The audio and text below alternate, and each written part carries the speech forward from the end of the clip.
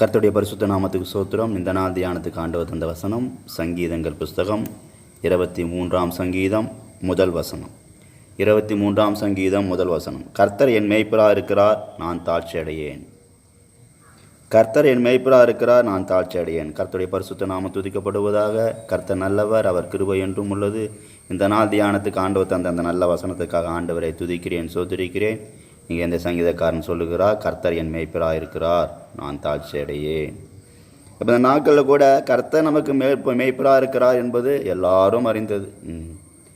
எல்லாருக்கும் தான் ஆண்டவர் என்ன பண்ணுறாரு? மேய்ப்பராக இருக்கிறார், தகப்பனாக இருக்கிறார், போதகராக இருக்கிறார். ஆனாலும் அந்த வசனத்தினுடைய பிற்பகுதியிலே சொல்லப்பட்டிருக்கிறது, நான் தாழ்ச்சி அடையேன். அநேகர் ஆண்டவர் மேய்ப்பராகவும் போதகராகவும் பிதாவாகவும் தகப்பனாகவும் பார்த்தால் என்ன பண்ணுறாங்க? அநேக சமயங்களில் அவங்க தாழ்ச்சி அடைந்து போய் விடுகிறார்கள். ஆனால் இந்த சங்கீதக்காரன் சொல்லுகிறார், நான் தாழ்ச்சி அடைவதே இல்லை என்று சொல்லுகிறார். கர்த்தருக்கு ஸ்தோத்திரம். இந்த நாளில் கூட நமக்குள் கூட அப்படிப்பட்டதான ஒரு வைராக்கியம் உள்ள வார்த்தை, வைராக்கிய தேவன் பேரில் ஒரு வைராக்கியமான ஒரு ஜீவியம், ஒரு பெரிதான விசுவாசம் நமக்குள்ளே காணப்பட வேண்டும். நாம் கூட அப்படியாக ஆண்டவரிடத்தில் சொல்ல வேண்டும், கர்த்தர் நான் தாழ்ச்சி அடையேன் என்று சொல்லி. ஆனாலும் பாருங்கள், இந்த தாவீதுக்கு எத்தனை சோதனை வந்தது, எத்தனை போராட்டம் வந்தது, எத்தனை பிரச்சனை வந்தது. எல்லாவற்றிலும் அவர் என்ன பண்ணார்? தன்னை காத்து கொண்டார். தாழ்ச்சி அடைவதில்லை என்று சொல்லி தேவன் பேரில் ஒரு பெரிதான விசுவாசம் உள்ளவராக காணப்பட்டார், நம்பிக்கை உள்ளவராக காணப்பட்டார். காடுகளிலும் மலைகளிலும் குகைகளிலும் அவர் என்ன பண்ணார்? அலைந்து கொண்டிருந்த போதும் திரிந்து கொண்டிருந்த போதும் அவருக்கு ஆபத்துகள், நாசமோசங்கள், துன்பங்கள், கஷ்டங்கள், பிரச்சனைகள், போராட்டங்கள் வந்தபோதும் அவர் என்ன பண்ணல? அவருக்கு ஆண்டவருக்குள்ளே என்ன சொன்னார்? அவர் தன்னை தாழ்ச்சி அடையேன் என்று சொல்லி ஒரு பெரிதான விசுவாசத்தோடு காணப்பட்டார். தேவனையே சார்ந்திருந்தார். அதனால தான் அவர் என்ன பண்ண? அவருக்கு ஆண்டவர் என்ன சொன்னார்?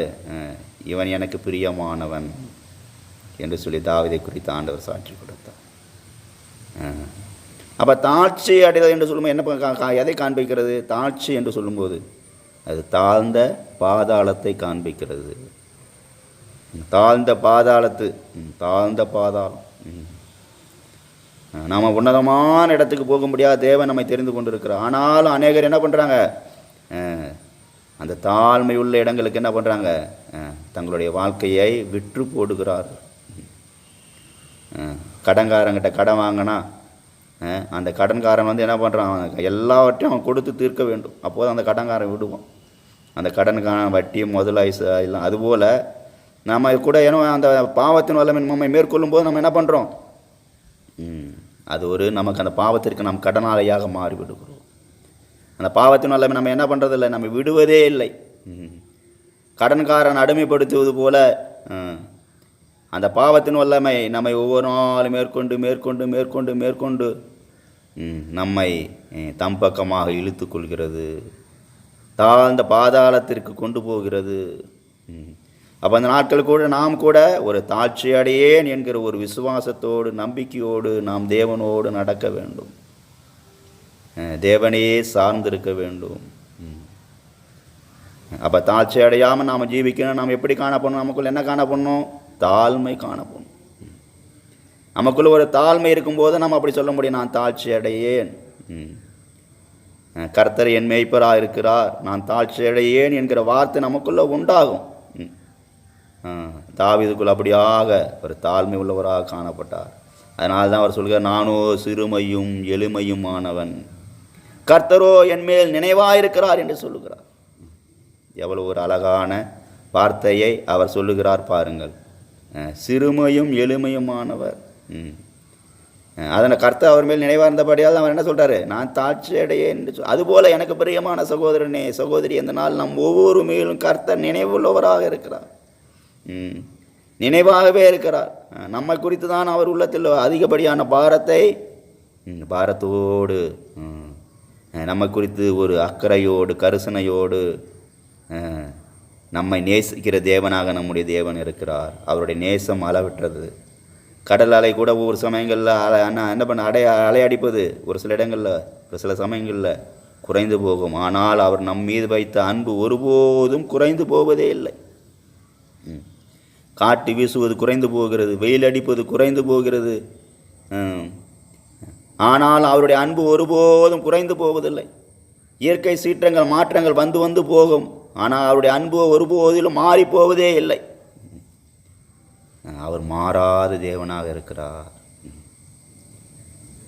எனக்கு பிரியமான சகோதரனே சகோதரி, இந்த நாளில் கூட கர்த்தர் நம்மேல் நினைவாக இருக்கிறார் என்பதை நாம் ஒருபோதும் மறந்து போகக்கூடாது. ஒருபோதும் அவர் நம்மை மறப்பதில்லை. இன்னும் கூட நாம் வாசிக்கிறோம், அவர் என்னை தம் உள்ளங்கையில் வரைந்திருக்கிறார். கர்த்தர் அவரை நான் எப்போதும் உங்களை என்ன சொல்கிறார் ஆண்டவரே, என் உள்ளங்கையில் வரைந்திருக்கிறேன், உங்களுடைய மதில் எப்போதும் எனக்கு முன்பாக இருக்கிறது என்று சொல்லுகிறார். நம்ம அவருடைய உள்ளங்கையில் வரைந்து வைத்திருக்கிறார். நினைவாக இருக்கிறார் என்று சொல்லும், எப்போதும் நினைவாக இருக்கிறார் என்று சொல்லும்போது எதை காண்பிக்கிறது? அவர் நம்மை தம்முடைய உள்ளங்கையில் வரைந்து வைத்திருக்கிறார். நம்முடைய மதில் எப்போதும் அவருக்கு முன்பாக இருக்கிறது. நம்மை குறித்தான மறைவான காரியம் அவருக்கு எதுவுமே இல்லை. இது எல்லாம் தாவீது நன்றாக அறிந்து உணர்ந்திருந்தார். அதனால தான் தாவீதினால் சொல்ல முடிந்தது, நான் தாழ்ச்சி அடையேன், நான் குறைந்து போவதில்லை என்று சொல்லி அவர் சொன்னார். கர்த்தருக்கு ஸ்தோத்திரம். இன்னும் கூட பாருங்கள், அது பாருங்கள், அவர் அப்படியாக அவரை தாழ்ச்சி அடைய என்று சொல்வதற்கு காரணம் என்ன? கர்த்தர் தன்மேல் நினைவாக இருக்கிறார். அதோட என்ன எப்படி இருக்காராம்? கர்த்தாவே, நீர் என்னை ஆராய்ந்து அறிந்திருக்கிறீர்.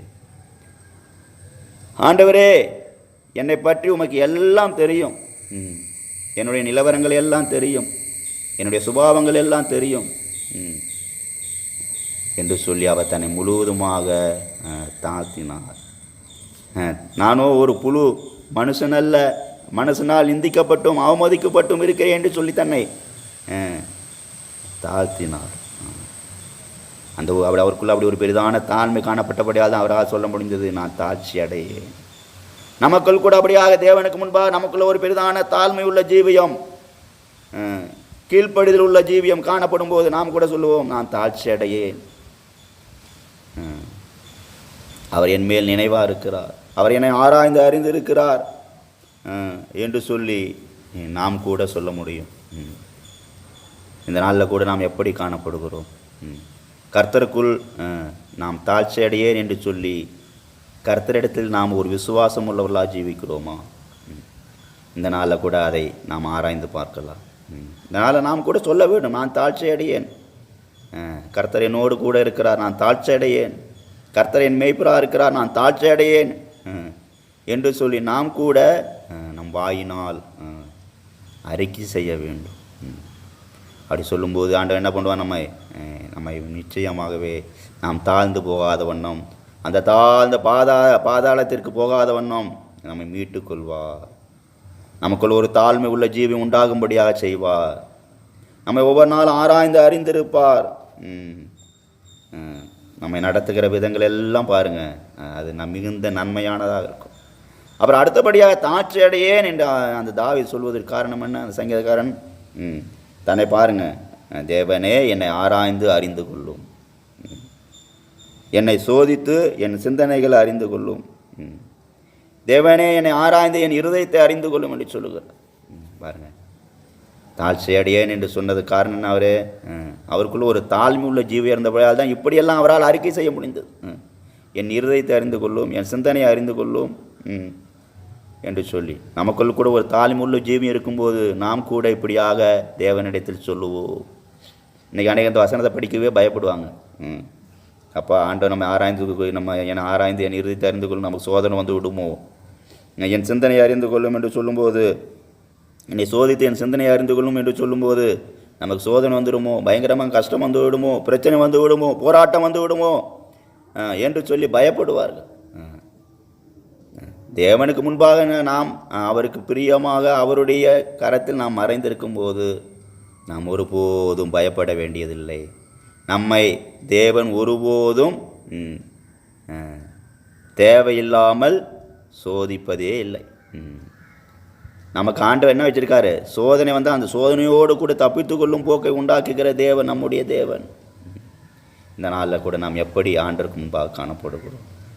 நமக்குள்ள ஒரு தாழ்மை இருக்கிறதா? தேவன் நம்மை ஆராய்ந்து அறிந்து கொள்ளும்படியாக நாம் கூட அவருக்குள் மறைந்திருக்கிறோமா? அந்த சங்கீதக்காரனை போல ஆண்டவரே என்னை இருதயத்தை அறிந்து கொள்ளும், சிந்தனையை அறிந்து கொள்ளும் என்று சொல்லி நாம் கூட ஜெபிக்கிறோமா? இப்படியெல்லாம் நாம் ஆண்டவருக்கு முன்பாக தாழ்த்தும் போது ஆண்டவர் நம்ம என்ன பண்ணுவார்?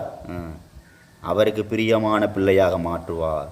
நாம் தாழ்ச்சி அடைந்து போகாத வண்ணம் நம்முடைய வாழ்க்கையில் மேற்கு மேல் உயர்வை கட்டளையிடுவார். கர்த்தர் மேற்கு மேல் உன்னை ஆசீர்வதிப்பார் என்று சொல்லி வாசிக்கும். அப்போ ஆண்டவருடைய ஆசீர்வாதம் மேற்கு மேல் நமக்குள்ள உண்டாகி கொண்டே இருக்கும். நாம் அவருக்குள்ள ஒவ்வொரு நாளும் நம்முடைய ஜீவியை மறைந்து கொண்டே இருக்கும். இந்த நாளில் கூட நாம் ஆண்டவருக்கு முன்பாக எப்படி நடக்கிறோம், எப்படி ஜீவிக்கிறோம், தாழ்ச்சி அடைந்து போகாத வண்ணம் ஜீவிக்க நம்மை தேவனுடைய கரத்தில் ஒப்படைத்திருக்கிறோமா என்பதையெல்லாம் இந்த நாளில் கூட நாம் சிந்தித்து பார்ப்போம். நிச்சயமாகவே ஆண்டவர் நம்ம ஒவ்வொருவருக்கும் அவர் உதவி செய்ய வல்லவராக இருக்கிறார். தாழ்ச்சி அடைந்து போகாத வண்ணம் நம்ம உயர்த்தும்படியாக அவர் 2 கரத்தை நீட்டியிருக்கிறார். என்னுடைய பிள்ளைங்க ஒருபோதும் தாழ்ச்சி அடைந்து போய்விடவே கூடாது. உலகத்து மனிதன் முன்பாக தாழ்ச்சி அடைந்து போய்விடக்கூடாது. சத்துரு முன்பாக தாழ்ச்சி அடைந்து போய்விடக்கூடாது. அவர்கள் செய்கிற வியாபாரத்தில் தாழ்ச்சி அடைந்து போகக்கூடாது. அவங்களுக்குரிய ஆவிக்குரிய வாழ்க்கையில் தாழ்ச்சி அடைந்து போகக்கூடாது என்று சொல்லி தேவன் ஒவ்வொரு நாளும் தம்முடைய பிள்ளைகள் மீது அவர் கரிசனை உள்ளவராகவே இருக்கிறார்.